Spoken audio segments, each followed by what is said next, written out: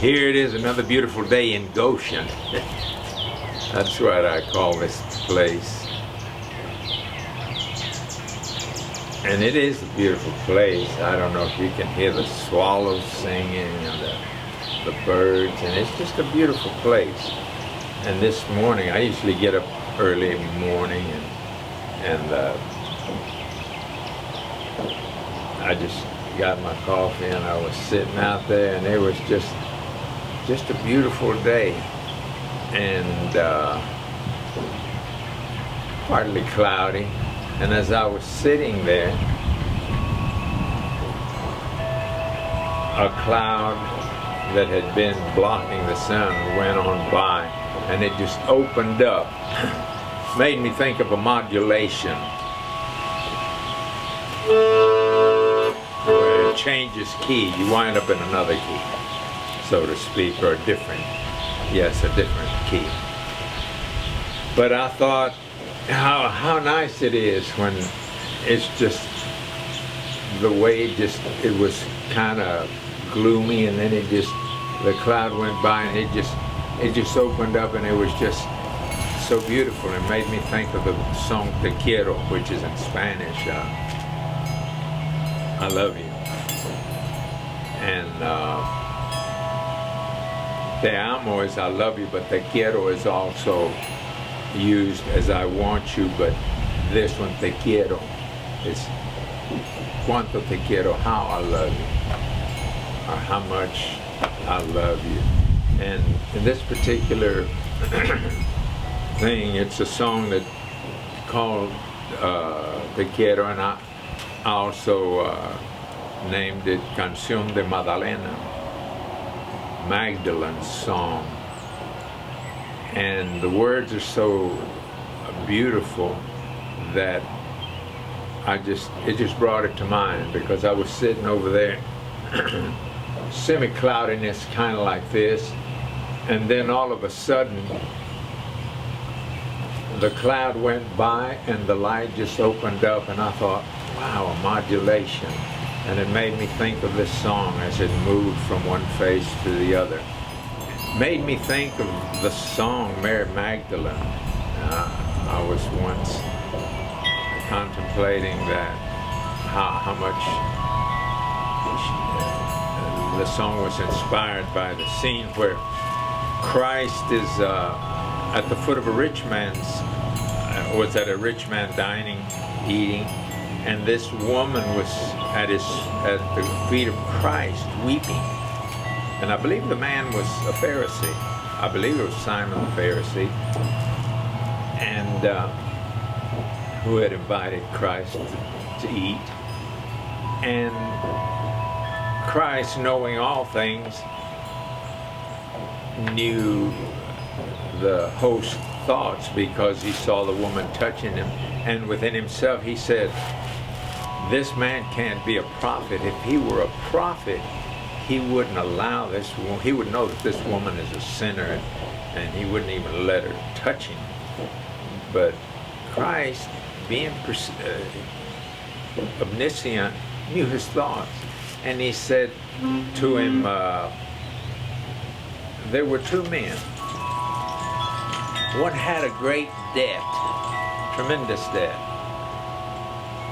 that he could not pay. And another one had a small debt, and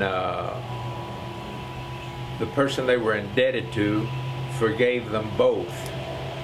He says, which one of the two do you think that had most gratitude? And he said, well, of course, the one that was forgiven much.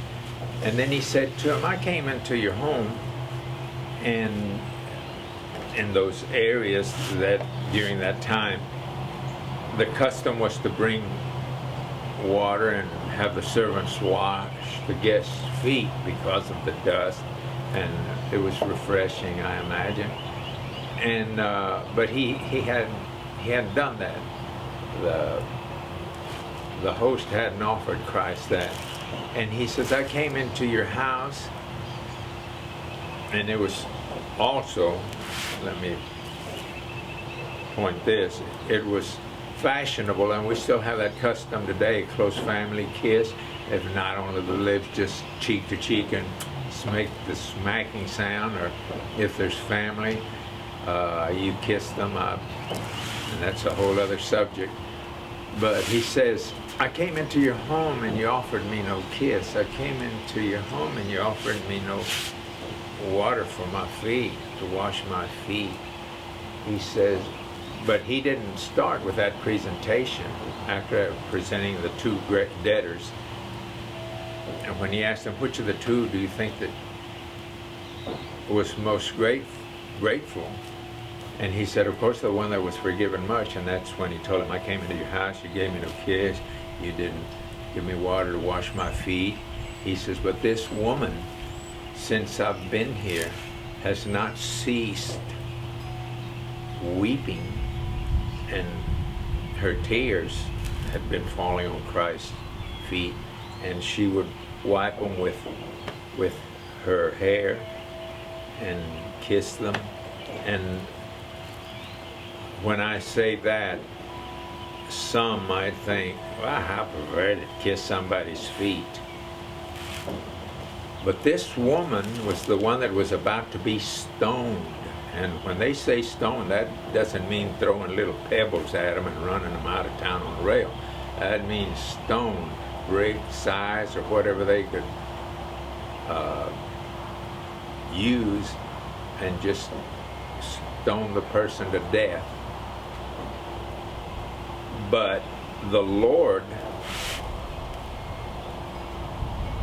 when that was occurring, when they were about to stone her, and they turned to Christ and they said, what do you say? She was caught in the act of adultery, which the Pharisee law, the law, Mosaic law, you were stoned to death. And he says, they said, what do you say? And he said, he who is without sin among you, let him cast the first stone. And then he knelt down and began to write in the dust and the sand. And it doesn't say what he wrote. Some speculate that people who came, I've seen it portrayed where people came and looked over his shoulder while he was writing, and one by one they dropped their stone and just moved on. I imagine it was probably more like slithered away. And that happens. We've done it and we've watched it done. And then when they were all gone, the woman was probably just terrified. If you've ever been in court where they say guilty and they is charged and they slam down that gavel, man, it's just the anxiety of it, just, oh man, they just, the hardest of men, and I've known some, just cave, and it just goes down to your toes, and you're looking at your punishment. But he asked the woman, he says, where are thine accusers? And she looked up, and she's, the word, it appears, they're none, they're gone. And he says, neither do I accuse you. He says, go and sin no more. If anybody in the crowd had a right to just, boom, smoke her, the accusers, the hypocrites, the self-righteous, it was Jesus the Lord. And but he didn't. He, again I say, he said, woman, where are thine accusers? And she looked around, and she, in other words, who accuses you? And she says, words to that effect, and she says, no one. And he condemns you, and he says, neither do I. Go and sin no more. He says, don't do it anymore. And all that to come back to this point That happened in her history. That's how she met Christ. And then this song takes place when she was weeping at his feet. I had thought on that, and the name of the song is Te Quiero, I love you.